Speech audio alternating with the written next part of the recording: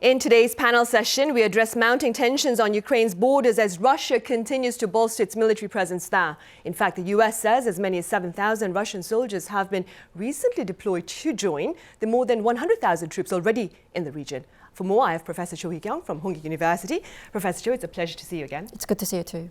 I also have Professor Im In-jung at Kongju National University joining us on the line. Professor Im, it's good to see you as well. Thank you. Right, Professor Cho, we'll start here. Let's begin with a few words on your thoughts regarding the situation surrounding Ukraine. You know, by this point, after Putin's pronouncement a couple of days ago saying that war is not inevitable, I thought we'd be seeing some de-escalation of tension, but we already have some unconfirmed reports about shelling in the Luhansk region in Donbas area. And so we are still uncertain, but it's basically Russia telling the West, stay out of Ukraine, and Russia telling Ukraine, don't even think about joining NATO. You belong to us and you're going to stay that way. Right, and Professor Im, staying with what Professor Cho has just mentioned, Russian media claims that in the early hours of this Thursday, there was an attack by Ukrainian forces on a pro-Russian holdout in Luhansk. What are your thoughts on this latest development? Well, I think we need to pay a lot more attention to the current situations. I cannot be 100% sure about what's really going on there because, you know, there are only limited information for now. But certainly, as Professor Cho already mentioned, there are lots of fluidity and uncertainty, and it looks like you know, there are still high tensions. I mean, between the two sides. Right, they are. And Professor Im, a number of dates have been thrown about with regard to a possible Russian invasion of Ukraine. Now, the first one was the 16th of February, that was this past Thursday, and the latest one is the 20th of this month, that would be this coming Sunday. What, in your view, is the likelihood of a full blown-out invasion? Well, I don't think we need to be too obsessed with a specific date. February 16 was pointed as one possibility. It looks like, you know, of course, there must have been something like intelligence war between the Russia and the probably U.S. So that is why probably, you know, the Western, especially media's, especially pointed out that specific day, February 16, probably based on their own intelligence analysis. But another possibility, again, there's some other experts will say February 20 can be another possibility because that's the date for closing the ongoing Beijing 2022 Winter Olympic. But again, well, we cannot be 100% sure with some specific day. More important thing is, again, we can never say never, and there are still the possibility. Right, I am sure there are more questions than answers at this particular point then. Meanwhile, Professor Cho, simply speaking, current tensions between Russia and Ukraine come amid the latter's bid to formally join the Western alliance of NATO, a move that Russia claims is a national security threat. What are the chances, perhaps, then, of Ukraine conceding its bid for formal membership to NATO, perhaps to de-escalate tensions? I think there's very strong possibility that Ukraine will have to put on ice, perhaps for a very long time, its plans to join NATO. Now, Russia has been making its position about that topic very clear for a very long time. Back in 2008, when they had the Bucharest Declaration, we had NATO expansion over two tranches, once in 1997 and then in 2008. And in 2008, in the Bucharest Declaration, it actually said NATO welcomes the application or the aspirations of Georgia and Ukraine to join NATO. And Putin almost immediately came out and said, you know, we consider Ukraine to be part of us. when he was asked about, the boundary of the two nations, he said, well, we consider that there should be no boundary between Ukraine and Russia. And so Ukraine for Russia has really important, not only strategic importance, but also historically, culturally, in terms of religion. They have really strong ties, right?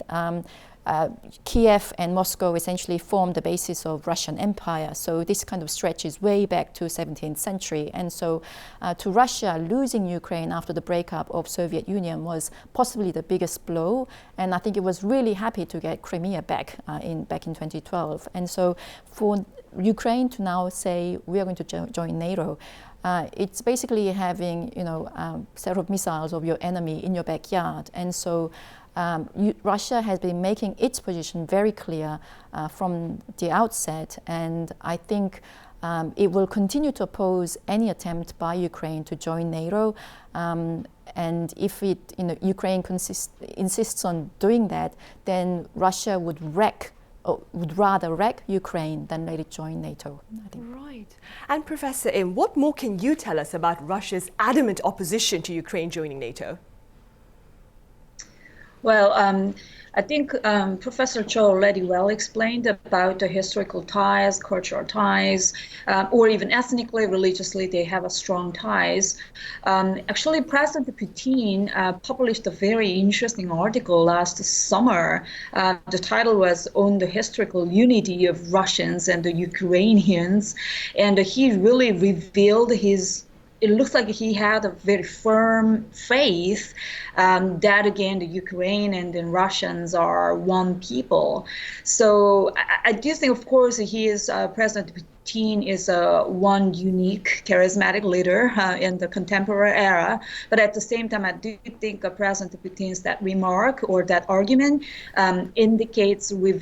presents majority of the Russian people, so what they think about the Ukraine. So, of course, they do calculate strategically, as Professor Cho already pointed out. This is the really red line that should not be crossed by Western powers. But at the same time, it looks like they do have a strong, again, ties, emotional ties, again, with the country, with the Ukraine.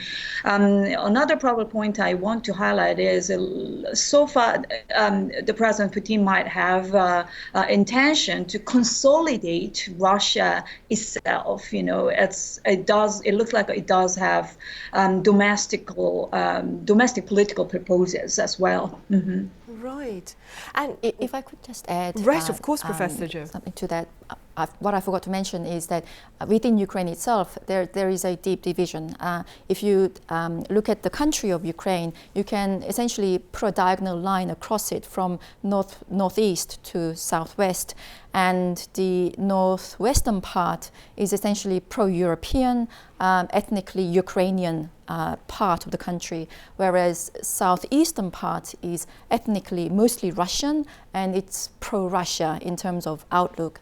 And so this is why in the Donbass region we have those separatist movements. This is why Crimea didn't really object very much when it was annexed by Russia. But the northwestern part really wants to be together with Europe. They believe that their future is with Europe rather than Russia. They aspire to and subscribe to the values of liberal democracy, whereas the pro-Russian part is very much pro-Russia. And so we have the internal division within the country as well. Right. And amid that background, Professor Jo, as part of efforts to diffuse tensions between Russia and Ukraine, Western leaders have been partaking in active diplomacy. How do you assess these efforts and their related intentions?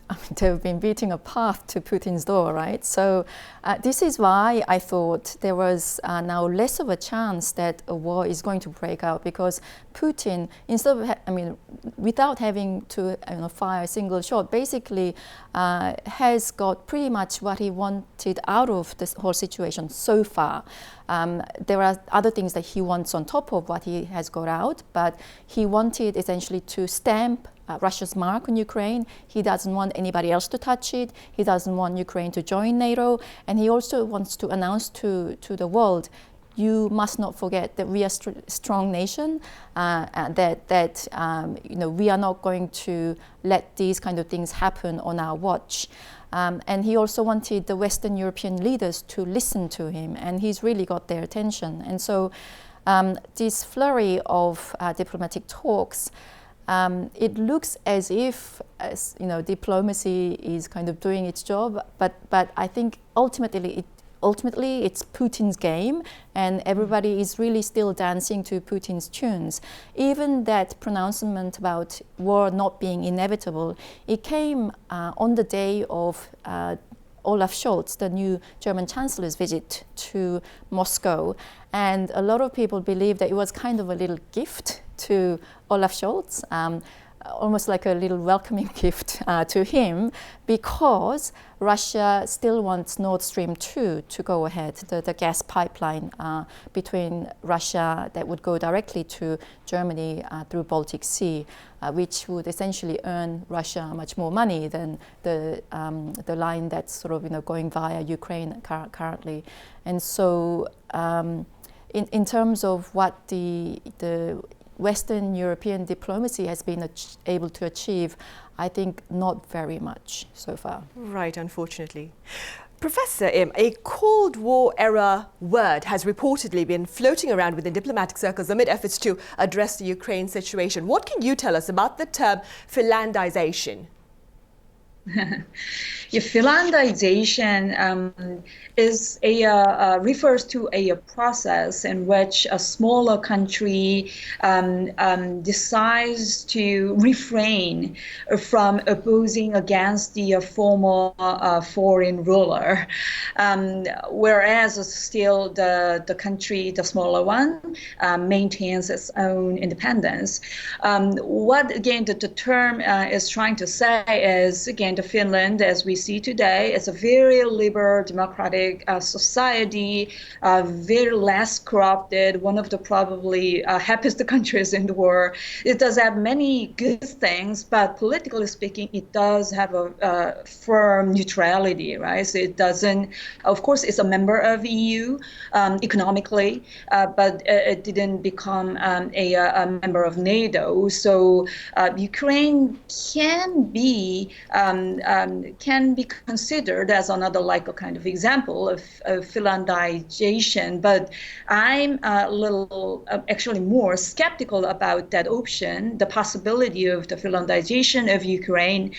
The reason why I say so is, again, as just Professor Cho well explained, the whole country is so divided, so they don't have like really one collective thought about which side should be aligned together with the country. So as long as the country is that divided or like a polarized, or as long as they don't overcome their own internal problem or identity issue, well, the Philandization might not be really the option. I mean, for Ukraine, I think. Mm-hmm. Right. The term is actually sometimes used almost in an insulting way, because it's fine if you choose neutrality of your own bet, like Switzerland did, but Philandization is where you are essentially pressured into it. You have no choice but to do it. And so for Ukraine, although there is an internal division, more Ukrainians are more pro-European than Russians, just in terms of absolute numbers. And so if we are talking about Philandization of Ukraine, it's actually almost against one of the fundamental principles of international law, which is state sovereignty. We have to respect what Ukraine wants, but Ukraine's being put in this impossible position where for its future it wants to get closer to EU, but it's being pressured into maintaining certain other stance because of Russia. Right. So for pro-Western Ukrainians, the term itself could be quite offensive then. Yes. Professor Im, what then do you suppose is the most likely form of cooperation that Washington could request of Seoul in the event of a Russian attack on Ukraine? Well, I do think that Putin intentionally keeps doing all the things because one big reason, one big rationale of Putin, I think, is today's U.S. is comparatively speaking much weaker than before. And the current Biden administration, as you see from the current approval rating, again, the Biden administration itself is relatively speaking less popular, which means, again, the U.S.'s probable action cannot be probably cannot be that strong or that powerful, or military intervention might be pretty much difficult for today's U.S. I do think that that's one big reason why Putin does all the things. Of course, Ukraine is not even a member of NATO either. So having said that, probably one big plausibility is they do, again, the Western powers can conduct the economic sanctions against the or whatever Russia's those invasion-like action. If so, of course, I think Washington will ask Korea, Seoul, to cooperate together as an ally or as a liberal democracy, as a state who respects the international law. And another probable possibility might be humanitarian aid can be another option, I think, Washington can suggest. Right, and staying within the framework of cooperation, Professor Zhou, China appears to be siding with Russia, claiming that the US has been, quote, playing up the threat of war in Ukraine. What are your thoughts on this? So, I was thinking to myself whether it's a case of, your enemy's enemy is my friend, or whether because in this particular situation, Russia and China have much more in common than either has with the US, which is obviously the case as well. But we are essentially in a transition where we are moving from a unipolar world to a multipolar world. So, during the Cold War, we had this bipolar, world, and then after the breakup of Soviet Union, we had essentially a single superpower, the U.S. But U.S. has really abdicated that mantle, particularly under the Trump administration, and I don't think it's going to get that back anytime soon, particularly with the rise of China and Russia also stamping its presence once again. And so I think for Russia, it's almost as if, China can have its sphere of influence within the Asia-Pacific, Russia in that sort of Eastern European region, and both of them will essentially stand against the US. So for us, values of liberal democracy, freedom, all of that, those are really good things, right? But not everybody sees it that way. For China, for Russia, they want to keep the things the way they are. Russians would tell you, we've tried liberal democracy in the 90s. It was a chaos. It was a disaster. We don't want to go there. China will tell you, you can't have liberal democracy in a country like China. We need order. We need, fast decision making. We are not going to have that. And so I think they are essentially trying to establish a new world order. They are putting up resistance against what used to be the unipolar hegemony of US. And of course, that's naturally going to create cooperation between the two. Right, so essentially they are trying to craft their own narratives about the situation on the global arena to perhaps justify their actions. Professor Im, even in the absence of an actual military confrontation in Ukraine, pundits claim a prolonged standoff is likely. Do you agree? And what can you tell us about the impact of such a standoff on broader global affairs, including perhaps here on the Korean Peninsula as well? Sure.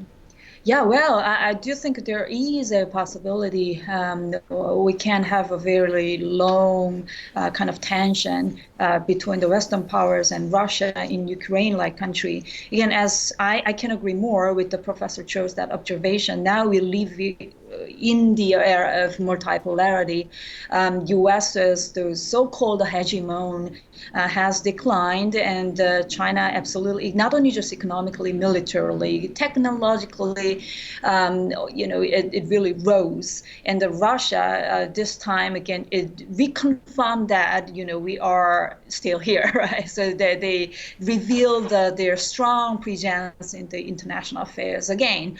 So having said that, if, Western powers cannot really conduct a really collective, consolidated action this time, if so, it can give, I think, a misleading signals to China-like country. They do have, of course, Taiwan Strait issue, and North Korea too. From North Korea's point of view, okay, Ukraine used to be a country that did have the nuclear arms in the territory, but now it doesn't have. And look at the Ukraine today, and we cannot be like that. So it will be probably another a big bad motivation for the North Korea not to give up the nuclear. So it does have many, I think, implications to other regions as well. So I truly hope, even though it is very difficult, I truly hope the liberal countries can act together. Right, hopefully they will, Professor M. Thank you very much for your thoughts today. And Professor Jo here in the studio, it's been a learning experience. Thank you very much for your thoughts. Thank you.